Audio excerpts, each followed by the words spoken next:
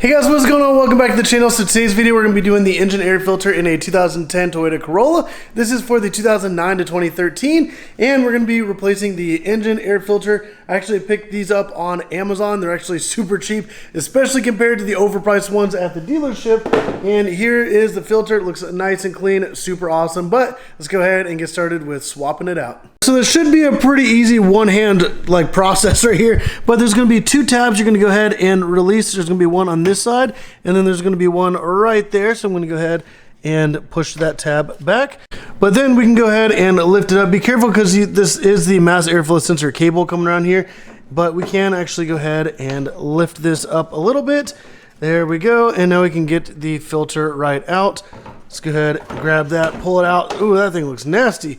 But also keep in mind that when you do pull it out, this square corner, because all the rest of the corners are rounded, this square is actually going to be facing in that corner.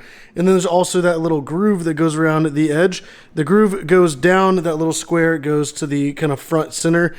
So we're going to go ahead and get that out of the way. We're going to go ahead and lift this back up. See if we can get it to kind of stay in place here. But let's go ahead, take that new filter and drop it right down into the air box. All right, so now it's in place. We can go ahead and take that top piece, put it back on. And do keep in mind that this end right here actually has to slide into these pieces.